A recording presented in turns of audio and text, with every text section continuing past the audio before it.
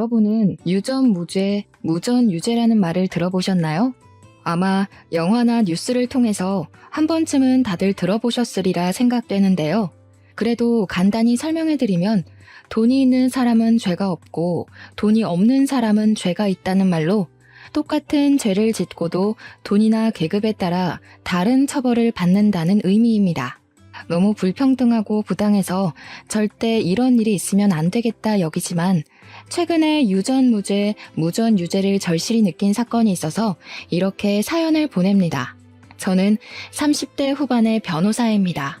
제 남편도 변호사이고 도련님도 변호사이고 시아버지는 판사님이세요.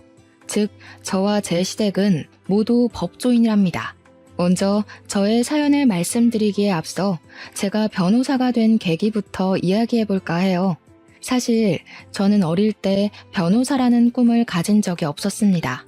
작은 빵집을 운영하시는 부모님의 영향을 받아 저와 1살 어린 여동생은 셰프, 파티시에를 꿈꿔왔어요.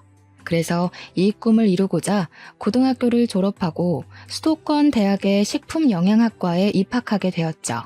캠퍼스의 낭만에 흠뻑 젖어 인생에서 가장 아름다운 날들을 살아가리라 다짐하던 20살의 어느 봄날, 강의를 듣다가 청청병력 같은 소리를 들었습니다. 당시 19살 고3이었던 여동생이 편의점에서 맥주를 훔치다가 걸려서 편의점 점장이 거액의 합의금을 요구하고 있다는 거예요. 저는 깜짝 놀라 강의 중간에 바로 나와 집으로 갔습니다. 집에 가보니 여동생은 부모님 앞에서 무릎을 꿇고 빌고 있었고 부모님은 화가 많이 나신 상태였어요. 그런데 저는 뭔가 조금 이상했습니다. 여동생이 공부에 관심이 없기는 했지만 그래도 남의 물건을 훔치는 등의 나쁜 행위를 한 적은 없었거든요. 게다가 술 냄새를 맡기만 해도 구역질을 하는 아이가 훔친 물건이 맥주라는 것도 석연치 않았답니다. 그래서 저는 일단 여동생을 방으로 데리고 가서 왜 이런 일을 저질렀는지 물어봤어요. 여동생은 제 앞에서 펑펑 울면서 자신은 너무 억울하다고 했습니다. 무슨 일이 있었냐고 물으니 사실 고등학교 1학년 때부터 학교에서 소위 일진이라고 불리는 아이들이 여동생을 계속 괴롭혔대요. 그 무리는 처음에는 단순히 시비만 걸었지만 그래도 그때는 같이 다니던 친구들이 있어서 괜찮았는데 얘네들이 가면 갈수록 여동생을 더 심하게 괴롭히고 누구든지 여동생에게 말이라도 걸면 그 친구도 괴롭혀서 여동생이 친구를 아예 사귀지 못하게 했다지 뭐예요? 심지어 여동생에게 담배와 맥주를 사서 오라고 시켰는데 미성년자라 살 수 없자 여동생을 때리기까지 했답니다. 여동생은 또 맞기 싫어서 어쩔 수 없이 편의점 맥주를 훔치다가 걸린 거였어요. 다행히 편의점 점장님이 경찰에 고소까지 진행하지 않고 합의금만 준다면 그냥 조용히 넘어가겠다고 했대요. 그런데 그 합의금이 너무 거액이라서 우리 가정 형편으로는 도저히 해결할 수가 없었어요. 저는 일단 여동생을 데리고 편의점 점장님을 찾아갔습니다.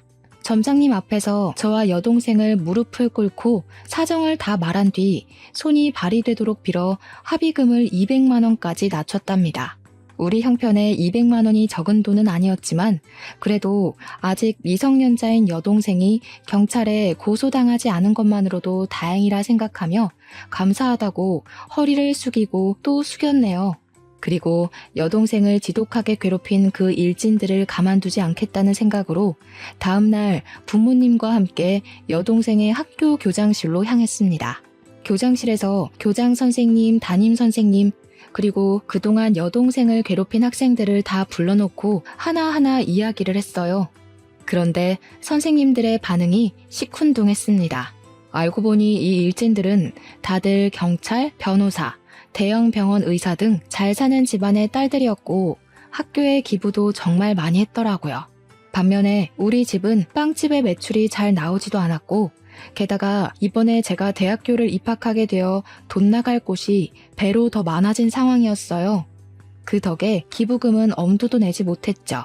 그래서인지 교장 선생님, 담임 선생님도 가해 학생들을 따끔하게 처벌하지 못했답니다. 결국 가해 학생들은 별다른 징계도 없이 학교에 그대로 다녔고 여동생은 합의금 명목으로 약간의 돈을 받고 일이 무마되었습니다. 그 뒤로 가해 학생들은 제 동생을 돈 없는 빵집 딸이라고 폭행하며 더 심하게 괴롭혔고, 여동생은 그 괴롭힘을 이기지 못해 고3 여름방학을 앞두고 자퇴를 하게 되었어요.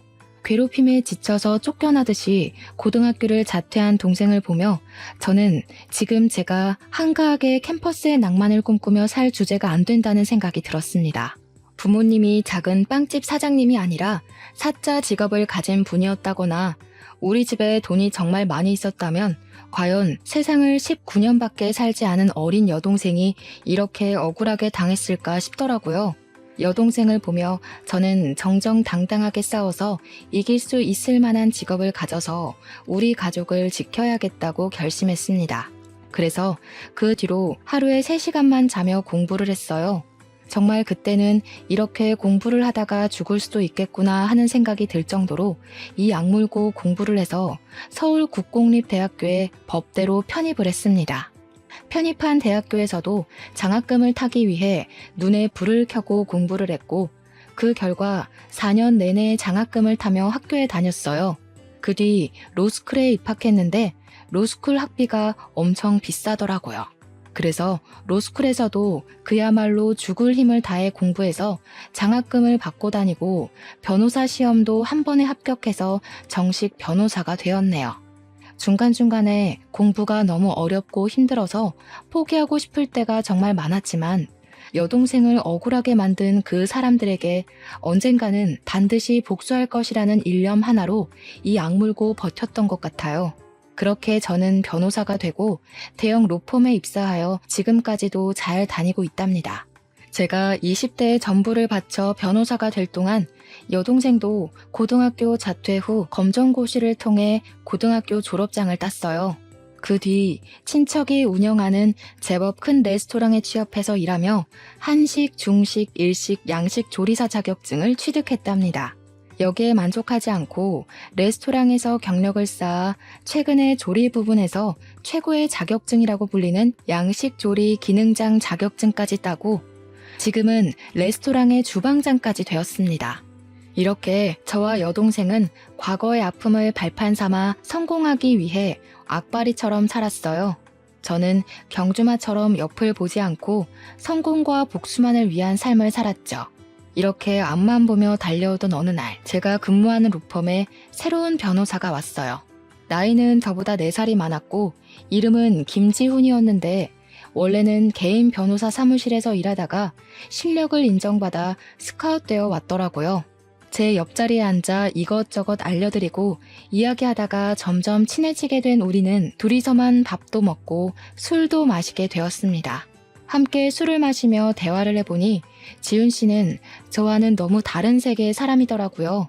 저는 남들이 보기에 부족해 보이지 않으려고 앞만 보고 쉴 새 없이 달려와 변호사가 되었지만 지훈 씨는 넉넉한 집안에서 아무 고민 걱정 없이 공부에만 열중하며 살아왔어요. 우리 집은 어렸을 때 가족끼리 해외여행은 고사하고 국내 여행도 한번 가기 힘들었는데 지훈 씨는 매년 가족끼리 해외여행도 다녀오고 정말 여유롭고 풍족하게 잘 살아왔습니다. 저는 사실 그런 지훈 씨가 부럽기도 하고 남자로서의 호감도 생겼어요. 하지만 너무 우리 집과는 차이가 크게 나서 사귀고 결혼한다는 것은 아예 꿈도 꾸지 않았습니다. 그런데 지훈 씨가 자꾸 제게 호감을 보이고 만나자고 하는 것이 아니겠어요?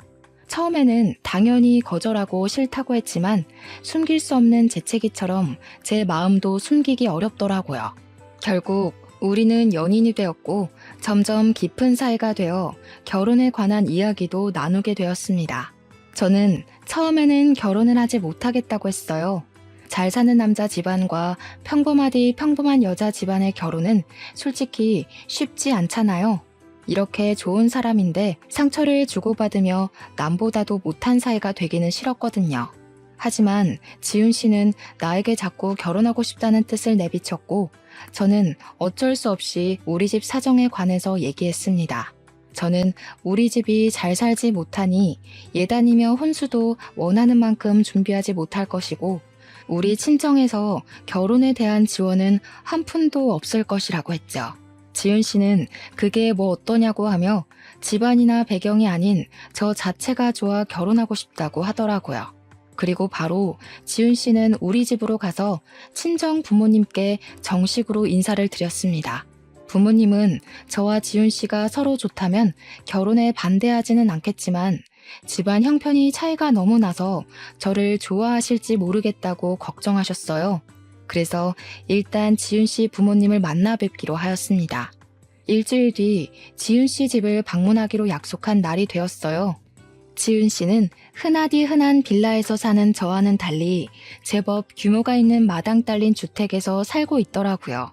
지훈 씨는 대문에서부터 잔뜩 긴장해 있는 저의 손을 꼭 잡고 같이 들어갔습니다. 그때 그 손이 얼마나 따뜻하고 힘이 되는지 아직도 그때 제 손에 있던 촉감을 잊을 수가 없네요. 집에 들어가니 시부모님이 아주 인자한 미소를 지으시며 저를 반겨주셨어요. 도련님도 아주 환하게 웃어주시는데 모든 긴장이 싹 풀리더라고요. 시어머니께서 정성스럽게 준비해주신 음식을 먹고 거실에 앉아 커피를 마시면서 이런저런 이야기를 나눴습니다. 우리 지훈이한테 이야기는 많이 들었어요. 친정이 빵집을 한다고 했죠? 네, 어머니, 작은 빵집을 운영하고 계세요. 장사가 잘 되는 것은 아니라서 경제적으로 여유롭지는 못하게 자랐답니다. 그래도 그 어려운 와중에도 공부를 열심히 해서 대형 로펌 변호사가 되었네요. 사실 지훈이한테 경미 씨가 경제적인 형편이 많이 차이 난다고 하며 결혼을 하지 않겠다고 했다는 소리를 들었어요. 그런데 우리는 그렇게 생각하지 않아요. 경제적으로 어렵지만 그래도 열심히 살아서 이렇게 변호사가 된 경미 씨가 대단하고 존경스럽기까지 해요. 그러니까 우리 지훈이가 싫은 것이 아니라면 결혼하지 않겠다는 소리는 하지 않았으면 좋겠어요. 저는 사실 지훈 씨의 부모님이 우리 집 사정을 듣고 결혼시키지 못하겠다고 하시면 어쩌나 정말 많이 걱정했어요. 우리 집은 그냥 작은 빵집이지만 지훈 씨는 아버지가 판사님이시잖아요. 그런데 저의 지난 과거를 높이 칭찬해 주시며 제게 존경스럽다고까지 하시는데 눈물이 다 나더라고요. 그래서 저도 모르게 그 앞에서 펑펑 울었네요. 제가 갑자기 울자 다들 깜짝 놀라셨어요. 죄송해요.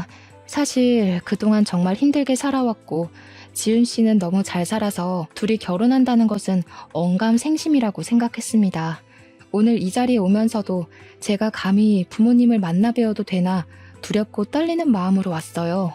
그런데 이렇게 부족한 저를 따뜻하게 맞이해 주시고 저를 좋게 봐주셔서 정말 몸둘 바를 모르겠어요. 너무 감사합니다.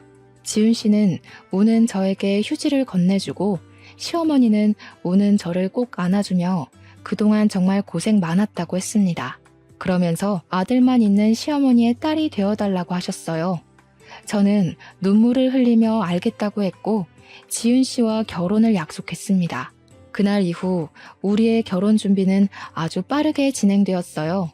예물, 예단, 혼수 다 필요 없다고 하시고 사무실 근처에 좋은 집도 마련해 주셨습니다. 그렇게 우리는 싸움 한 번 없이 결혼까지 하게 되었답니다. 결혼 후 남편과 행복하게 살고 있던 어느 날이었어요. 도련님이 결혼하고 싶은 여자가 생겼다며 시부모님께 정식으로 인사드리기 전에 저희 부부에게 먼저 소개하고 싶다는 거예요. 그래서 우리는 여동생이 근무하고 있는 레스토랑에서 보기로 약속을 정했습니다. 공부만 하느라 여자에는 관심이 하나도 없다던 도련님이 갑자기 결혼하고 싶다며 여자를 소개한다니 너무 기대되었어요. 우리 부부는 설레는 마음으로 레스토랑에 먼저 가서 자리를 잡았습니다. 잠시 뒤 도련님과 예비동서가 함께 들어오는데 예비동서의 얼굴이 되게 낯익더라고요. 그냥 누구와 닮은 정도가 아니라 분명히 어디서 본 얼굴인데 전혀 기억이 나지 않았습니다. 궁금한 마음을 뒤로하고 일단 예비 동서와 간단히 인사를 나눈 후 자리에 앉아 음식이 나오기 전까지 대화를 나눴어요. 저의 예비 동서 이름은 최수진이고 얼굴이 참 예쁘고 말도 잘했답니다. 게다가 집안도 꽤 부유했고 아버지는 경찰 간부이셨죠. 얼굴, 집안, 말투 다 좋았는데 무엇보다 더 좋아 보였던 것은 예비 동서가 도련님을 정말 사랑하는 것 같습니다. 정말 눈에서 꿀이 뚝뚝 떨어진다는 것이 이런 거구나 싶을 정도로 도련님을 사랑스럽게 보더라고요. 도련님 역시 그런 예비동서를 보며 그저 해맑게 웃었습니다.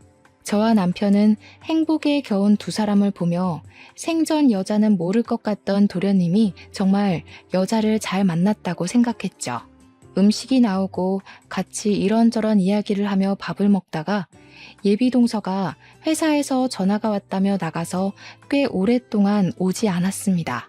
예비동서가 자리에 없을 동안 저도 잠시 화장실을 갔다가 다시 자리로 돌아오는데 레스토랑 구석에서 예비동서와 제 여동생이 인사를 하고 있더라고요. 그런데 반가워하며 웃는 예비동서와는 다르게 제 여동생은 표정이 매우 좋지 않았어요.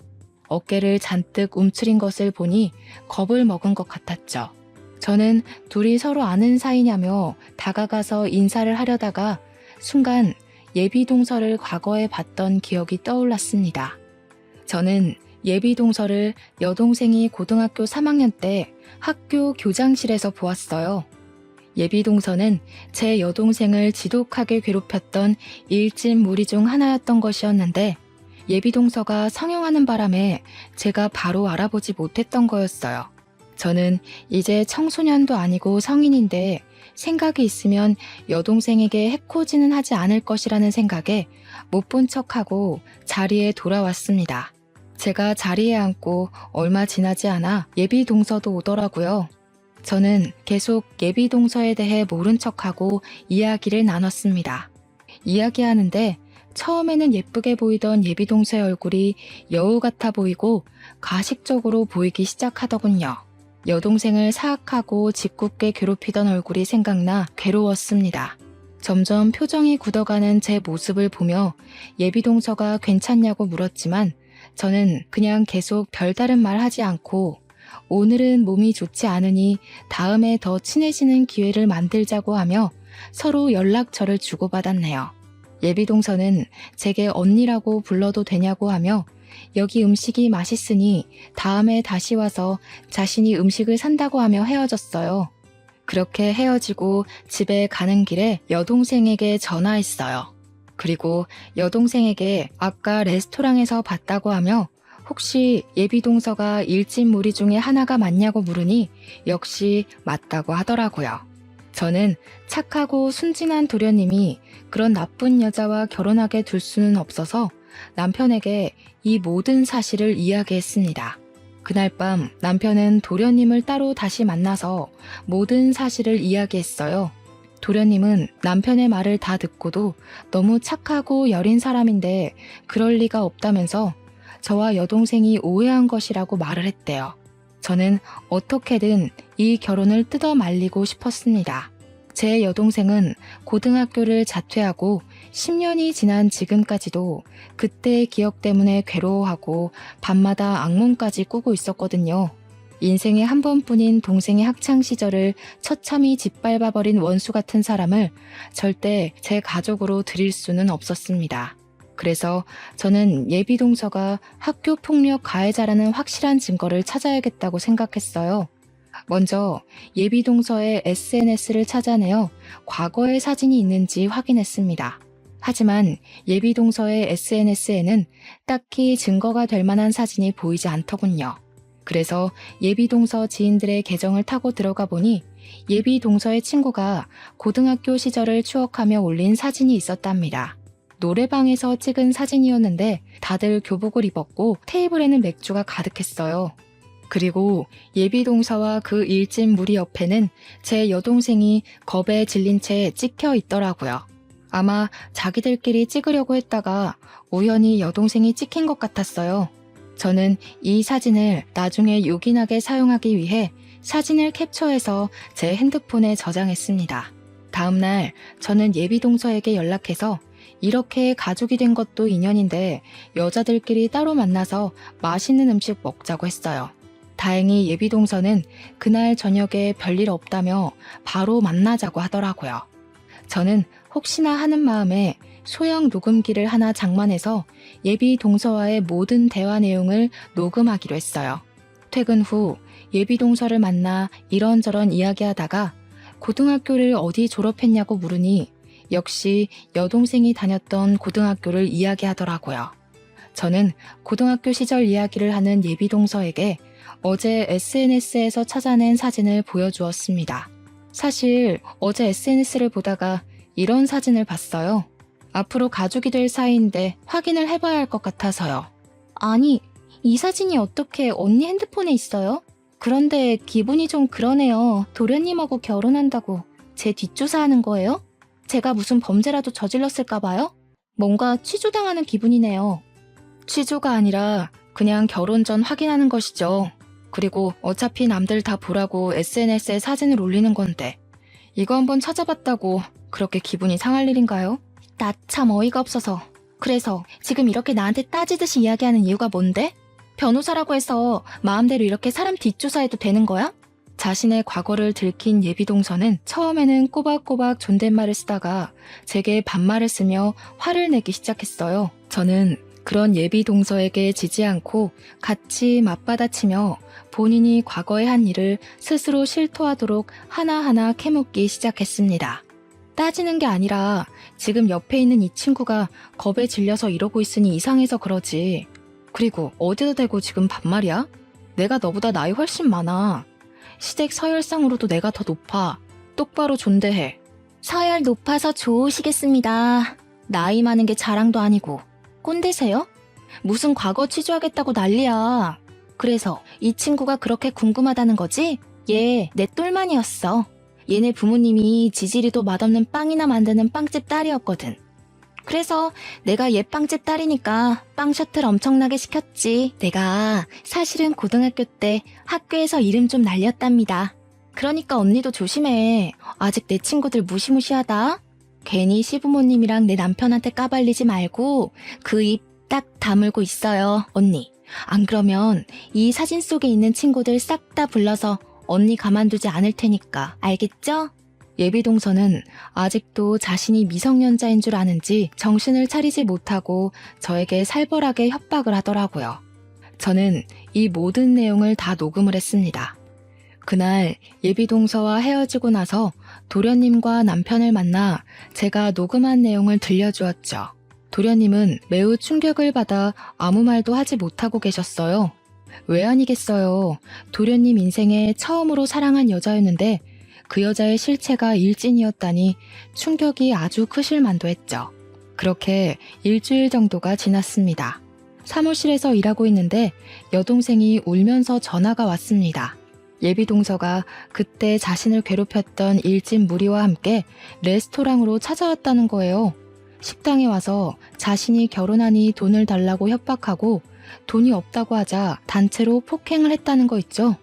왜 가만히 맞고만 있었냐고 하니 여동생은 고등학교 시절에 너무 호되게 당해서 얼굴만 봐도 너무 무섭다는 거예요. 그래서 제가 그럼 차라리 숨어있지 그랬냐고 했는데 그렇지 않아도 일진 무리가 레스토랑에 온 것을 보고 주방에서 나오지 않고 있다가 2시간 정도 후에 당연히 갔을 줄 알고 음식물 쓰레기를 버리러 뒷문으로 나갔대요. 그런데 하필이면 그 뒷문 쪽에 예비동서와 일진 무리가 있었다지 뭐예요? 여동생은 혼자였고 예비동서는 무리지어 있었으니 속수무책으로 당했다고 하더라고요. 저는 너무 화가 나서 바로 고소를 하려다가 도련님과 시부모님에게 확실히 예비동서의 실체를 알려주기로 했어요. 일단 정확한 증거 확보를 위해 동생이 폭행당한 곳으로 갔어요. 다행히 동생이 폭행당한 장소에 레스토랑에 CCTV가 있었고 근처에 주차된 자동차도 있더라고요. 바로 레스토랑의 사장님인 사촌에게 부탁해서 CCTV와 자동차 블랙박스 영상을 확보했습니다. CCTV와 블랙박스를 보니 아주 가관이더라고요. 이 영상만 보아도 특수폭행죄로 실형을 살 수 있는 상황이었습니다. 이렇게 모든 증거를 확보 후 여동생을 데리고 병원에 가보니 전치 2주가 나왔어요. 그 길로 여동생을 입원시키고 여동생이 폭행을 당했다는 진단서를 끊었습니다. 그리고 남편과 도련님을 만나서 모든 영상을 보여줬죠. 도련님은 이 영상을 보고 예비 동서와 절대 결혼해서는 안 되겠다고 하며 제가 하자는 대로 하겠다고 하더라고요. 일단 이 영상은 좀 더 나중에 시부모님께 보여드리기로 하고 도련님께는 예비 동서가 여동생 앞에서 진심으로 사과하는 모습을 보고 싶으니 아직은 모른 척하고 조금만 더 만나달라고 부탁했네요. 2주일 후 동생이 퇴원하고 며칠 더 쉬었다가 레스토랑으로 복귀를 했습니다. 저는 동생의 레스토랑 복귀와 동시에 시부모님, 우리 부부, 도련님과 예비 동서까지 다 같이 만날 자리를 마련했어요. 당연히 장소는 여동생의 레스토랑이고요. 시부모님은 드디어 둘째 며느리를 보는 거냐며 너무 기대하고 계셨습니다. 그런 모습을 보니 죄송스러웠지만 그래도 제 여동생이 10년 전에 당한 내용을 아시게 되면 이 정도는 이해해 주시리라 믿었네요. 드디어 예비 동서의 실체가 낱낱이 드러날 날이 되었어요. 저와 시댁 식구들 그리고 예비 동서까지 한자리에 모였죠. 예비 동서는 시부모님을 뵌다고 단아하게 보이고 싶어서인지 얌전해 보이는 새하얀 원피스를 입고 왔더라고요. 모두가 자리에 앉아 음식 주문을 하니 여동생이 식전 수프를 직접 들고 저희 테이블로 왔어요. 저와 여동생 그리고 남편과 도련님은 미리 계획한 대로 여동생에 대해 모른 척하고 앉아 있었답니다. 어머, 너 진미 아니니? 나 수진이야. 너 고등학교 동창. 기억나지? 그럼 기억하지. 내가 널 어떻게 잊겠니? 여기는 무슨 일로 온 거야? 아, 저번에 결혼한다더니 예비시댁과 식사하러 온 거야? 응. 근데 너는 아직 홀서빙이나 하고 있니? 이런 홀서빙은 20대 초반 때 취미 삼아 하는 거지.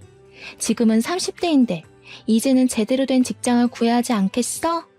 그래도 고등학교 때 맨날 붙어 다니던 친구였는데 네가 이러는 모습 보니까 걱정된다 얘. 이렇게 돈 모아서 결혼이나 할 수 있겠니? 그러게 나는 언제 돈을 모아서 너처럼 결혼하려는지 모르겠네. 하긴 너희 집이 좀 힘들긴 했지. 너희 부모님 아직도 그 조그만 빵집 하시니? 네가 고등학교 때 빵 많이 가져오고 그랬는데. 그런데 뭐 빵집 장사로 돈을 얼마나 버시면 버시겠어. 너도 참 사정 딱하다. 이렇게 열심히 사는데 여전히 힘들고 말이야. 이거 내 명함이니까 받아. 그리고 힘들면 언제든지 연락해. 너 지금 이 일에서 1년에 2천만 원은 버나 몰라? 뭐 어쨌든 내가 그 정도는 바로 빌려줄 수도 있으니까 부담 갖지 말고 힘들면 연락해. 예비 동서는 우리 집안이 어렸을 때 힘들었던 것을 들먹이며 은근히 깔보고 무시하며 제 여동생에게 명함을 건넸습니다. 그 순간 여동생은 손이 미끄러진 척하며 예비 동서의 하얀 원피스에 샛노란 단호박 수프를 쏟았어요. 어머, 미안해. 너 명함을 받으려다가 손이 미끄러져 버렸네. 흰 옷인데 수프를 쏟아서 어쩌니? 오늘 중요한 자리인 것 같은데 제가 실례를 범했어요. 죄송합니다. 예비 동서는 화가 단단히 난 표정이었지만 자리에 시부모님이 계셔서인지 얼굴을 찡그리기만 하고 차마 큰 소리를 내지 못했습니다. 여동생은 시부모님과 우리에게 죄송하다고 말한 뒤 앞에 있던 휴지로 수프를 닦으려고 하는데 휴지로 닦을수록 얼룩이 점점 더 번지더라고요. 오늘 예쁘게 보인다고 비싼 옷 산 것 같은데 누렇게 물들어서 어떻게 해요? 꼭 화장실 실수한 것 같네. 아 됐어. 그만 닦아.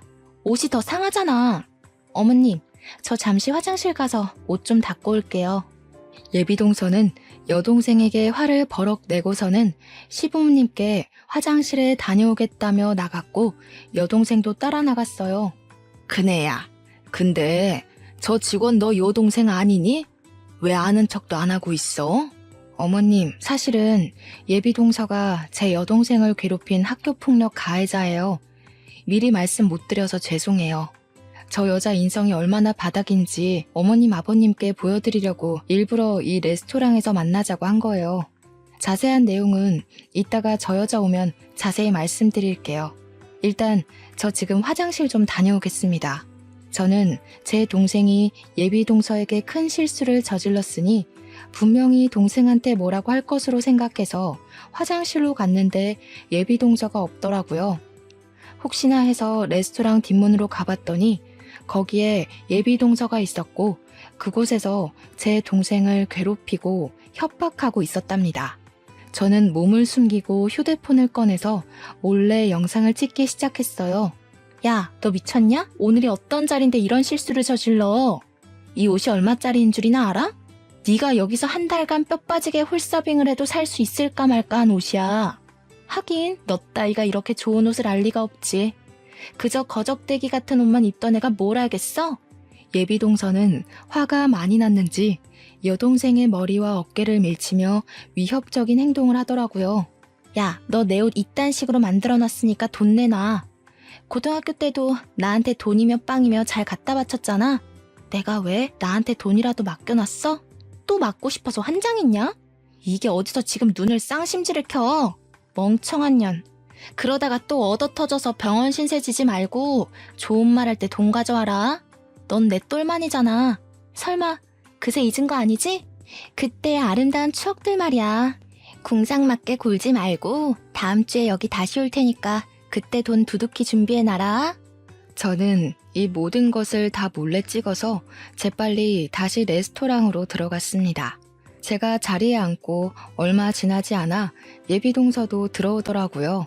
흰옷에 얼룩져서 잘 지지가 않았네. 어쩌면 좋아? 근데 말이야, 아까 그 친구한테 언니 하나 있지 않아?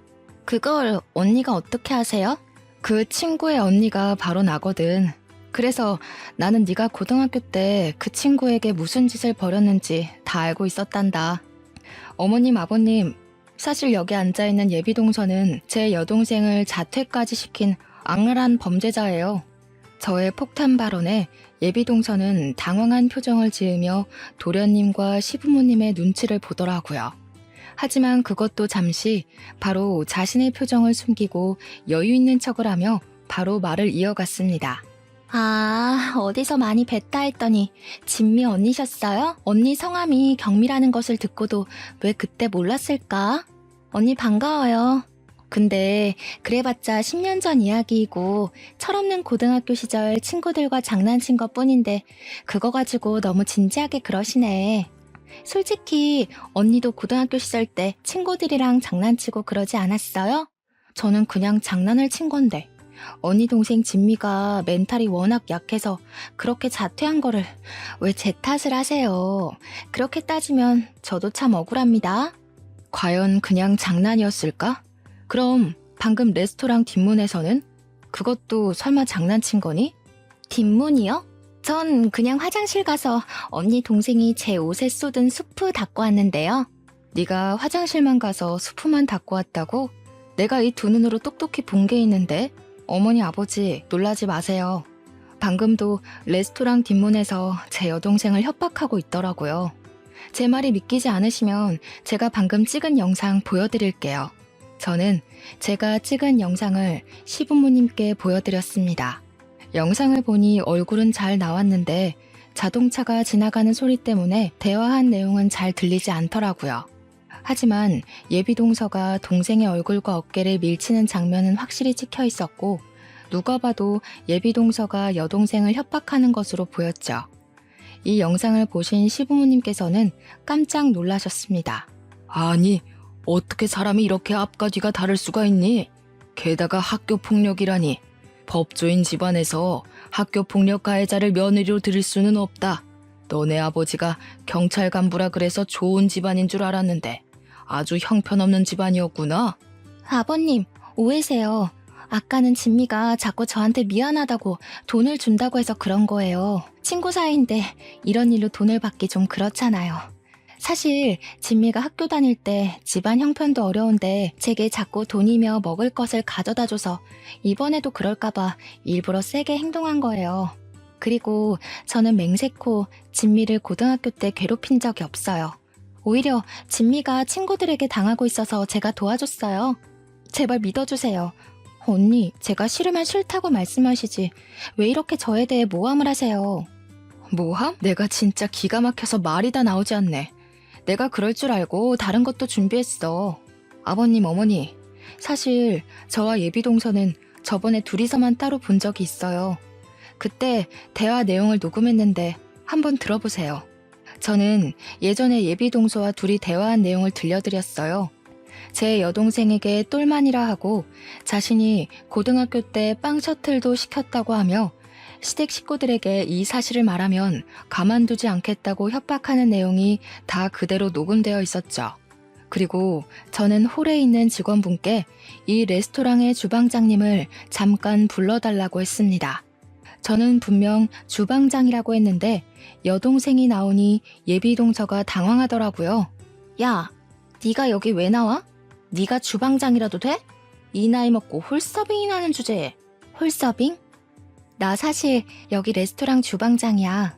내가 너한테 그렇게 당하고 억울하고 분해서 이 악물고 일하고 공부했어.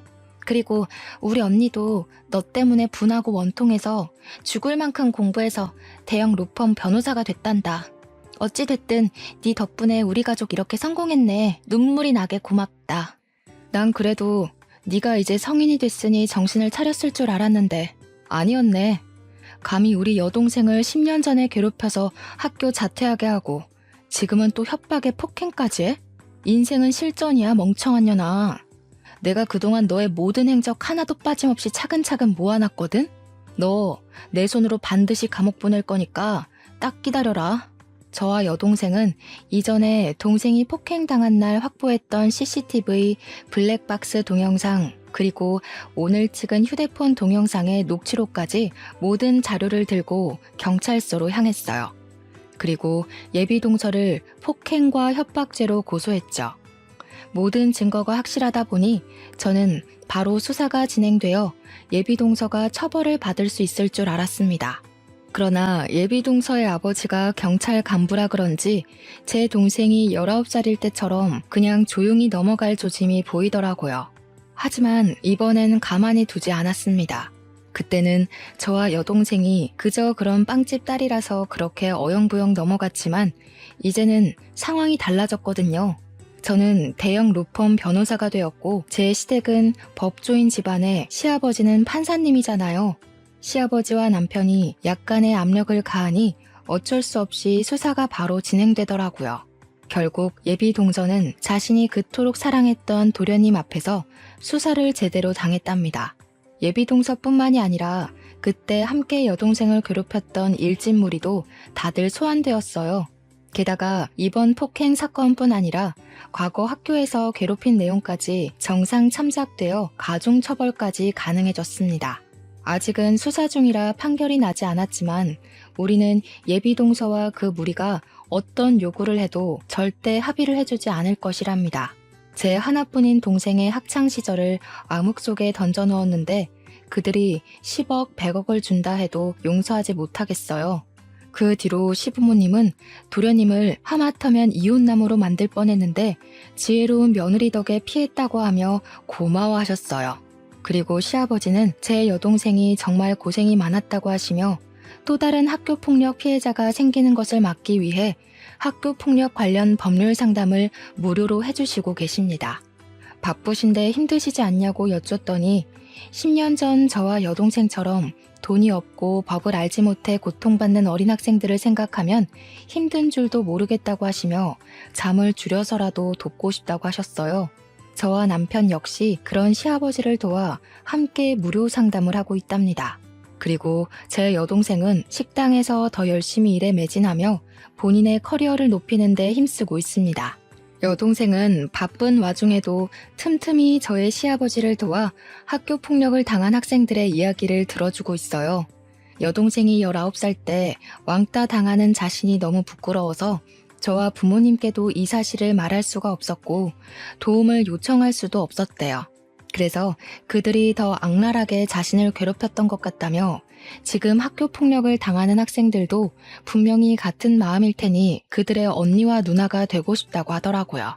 그들의 이야기를 들어주는 여동생의 옆에서 지켜보니 학교 폭력 피해자들이 누군가가 자신의 편이 되어주고 억울한 사연을 마음을 다해 들어주는 것만으로도 크게 밝아지는 모습을 볼 수 있었답니다.